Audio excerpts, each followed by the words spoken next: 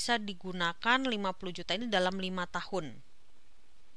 Nah, jadi 50 juta ini dalam 5 tahun dianggap barangnya setelah 5 tahun sudah tidak bisa dipakai. Maka dari 50 juta ini dibagi 5. Jadi masing-masing 1 tahun ini berapa? 50 juta dibagi 5.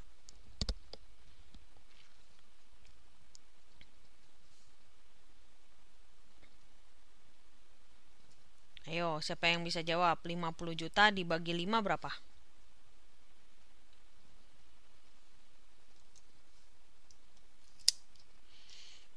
Betul, 10 juta. Nah, 10 juta ya. Nah, 10 juta inilah yang dianggap sebagai nilai penyusutan tiap tahun. Nah, itu adalah metode yang paling sederhana dalam menghitung penyusutan. Betul, 10 juta.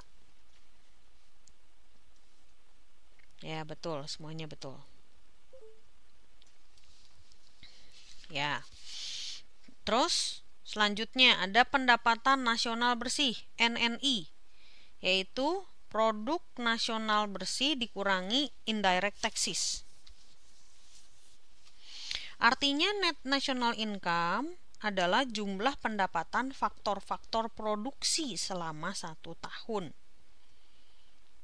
Nah, sedangkan indirect tax adalah pajak tidak langsung.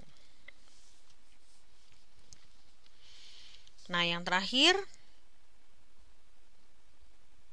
yang keenam ya, pendapatan perseorangan atau personal income, yaitu penerimaan yang diperoleh tiap orang dalam masyarakat. Nah, dapat dihitung dari NNI. Nah, dikurangi dengan pajak perseroan, laba yang tidak dibagi, iuran pensiun, dan selanjutnya ditambahkan dengan transfer payment.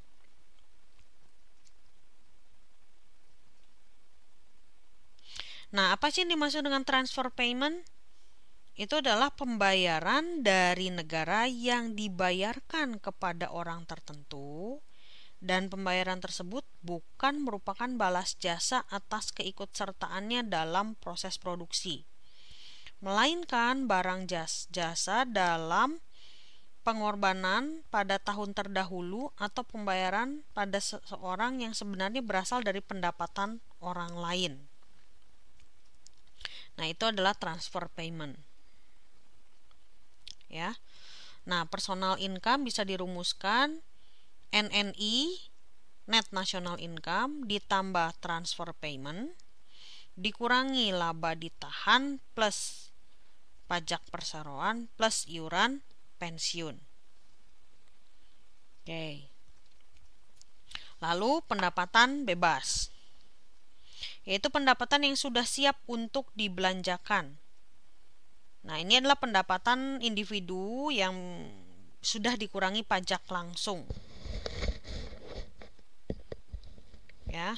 Nah, disebut disposable income, yaitu personal income dikurangi pajak langsung. Nah, itu adalah jenis-jenis pendapatan nasional.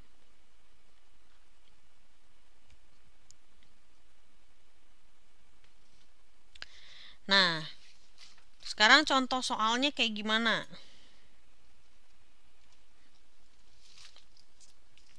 Jika diketahui PDB Indonesia tahun 2003 141 miliar. Lalu pendapatan neto terhadap luar negeri 8.700 miliar, gitu ya. Pajak tidak langsung, penyusutan dan seterusnya.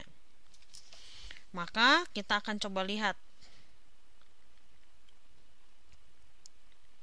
Nah, ini adalah data ya. Datanya ini adalah data yang diketahuinya. GDP, ada pendapatan neto,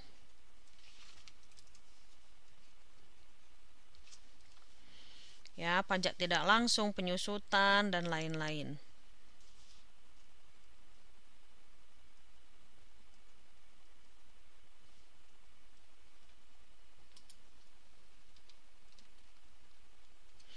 Nah, gimana cara mengerjakannya? Gampang.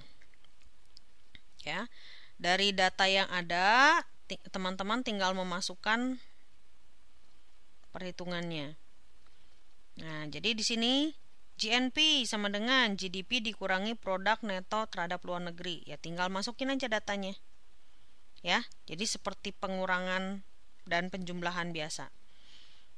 GNP, rumusnya GDP dikurangi produk neto terhadap luar negeri. NNP yaitu GNP dikurangi depresiasi. NNI yaitu NNP dikurangi indirect taxes. Personal income yaitu NNI ditambah transfer payment dikurangi laba ditahan ditambah pajak perseroan ditambah iuran pensiun. Terus yang kelima disposable income yaitu personal income dikurangi pajak langsung. Nah, seperti itu.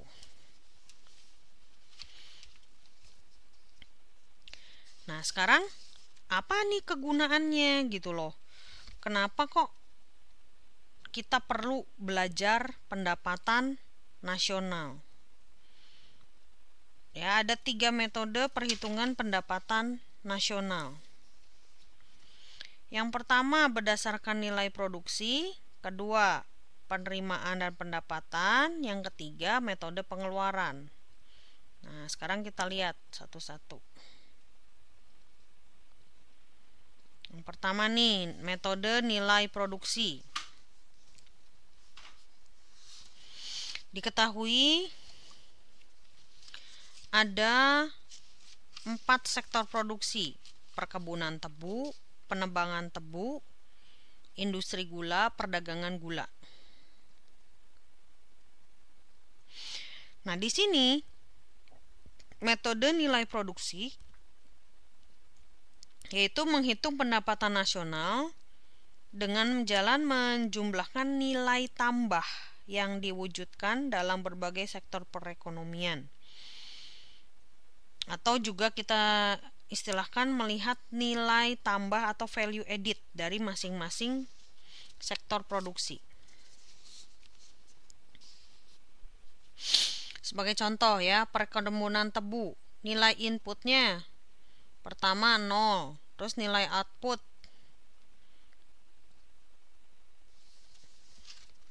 outputnya, oh ini tolong dibetulkan ya, yang di buku itu tertulisnya 200, seharusnya teman-teman tulis itu 100 ya. Maka nilai tambah itu pengurangan nilai output dikurangi input. Jadi ini nilai output dikurangi input, 100 dikurangi 0, maka nilai tambahnya 100. Oke, ini dari perkebunan tebu. Terus setelah itu ada sektor produksi penebangan tebu. Nilai inputnya 200, nilai outputnya 500. Maka berapa nilai tambahnya? 500 dikurangi 200, maka dapat 300. Jelas ya? Nah, terus sekarang industri gula. Nilai inputnya 500, nilai outputnya 1000, maka berapa nilai tambahnya?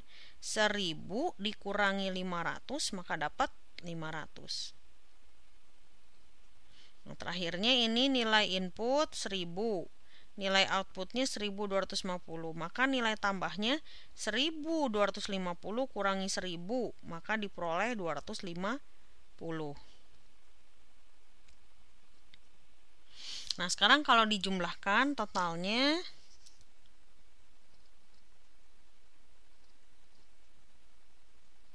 maka diperoleh nilai tambahnya 1150. Oke.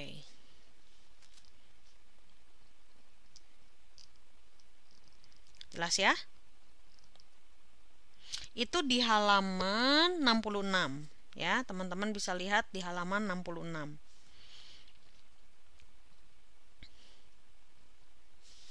Metode nilai produksi.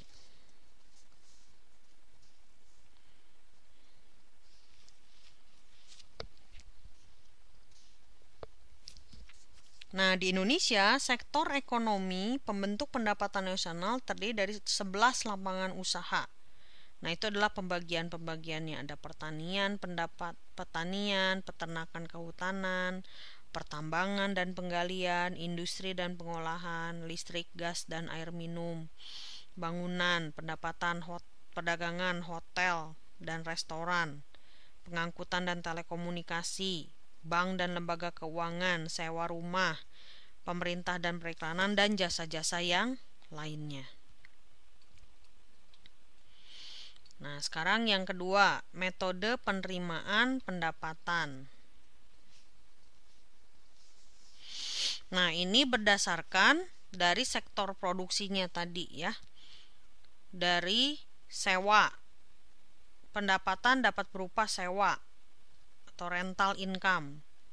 Kedua, pendapatan dari upah dan gaji, wages and salary. Terus, pendapatan dari bunga modal. Lalu, pendapatan dari laba keuntungan, profit. Oke. Nah, itu metode penerimaan dan pendapatan. Yang terakhir, metode pengeluaran.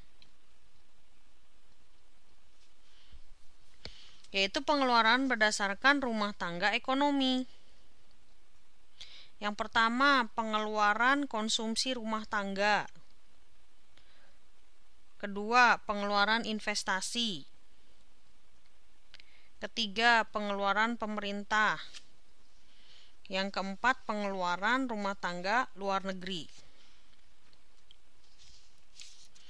Nah, jadi rumusnya bagaimana? Y sama dengan C ditambah I ditambah G ditambah X min M. X min M itu adalah ekspor dikurangi impor.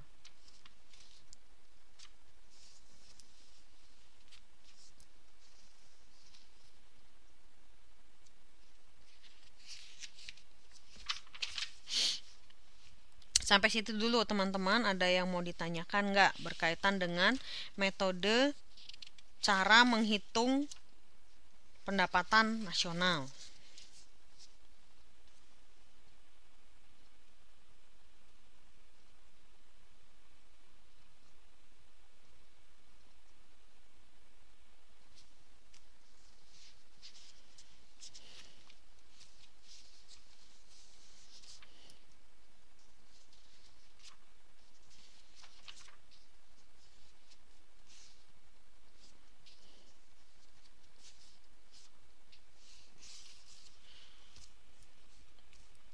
Oke, kalau nggak ada pertanyaan saya lanjut ya.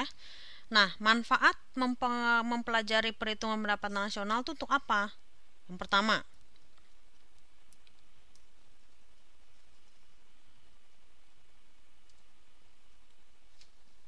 sebagai alat ukur bagi tinggi rendahnya tingkat kemakmuran suatu negara. Jadi dari sini bisa kelihatan, oh negara ini termasuk negara yang maju, negara yang berkembang, atau yang belum berkembang gitu ya. Berguna juga untuk mengetahui struktur perekonomian negara. Apakah negara itu agraris atau industri atau jasa? Dilihat dari tadi ya, sektor perdagangan dan produksinya. Terus juga bisa melihat pertumbuhan ekonomi dari tahun ke tahun.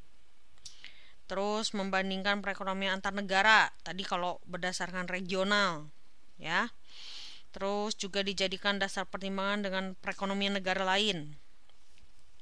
Nah, tujuannya akhirnya apa? Untuk menentukan kebijakan pemerintah di bidang perekonomian. Nah, jadi penting sekali ini ya. Nah, selain itu juga tujuannya adalah mengetahui kemajuan dan pemerataan perekonomian masyarakat dan negara. Terus juga supaya memperoleh taksiran yang akurat tentang nilai barang dan jasa dalam setahun. Nah, jadi sebetulnya akhir-akhirnya pemerintah ini bantu pemerintah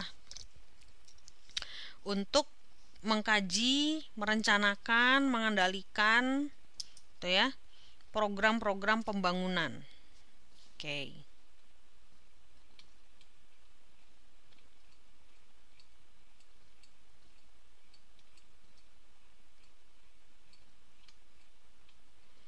Nah, sampai situ loh teman-teman, ada yang mau ditanya?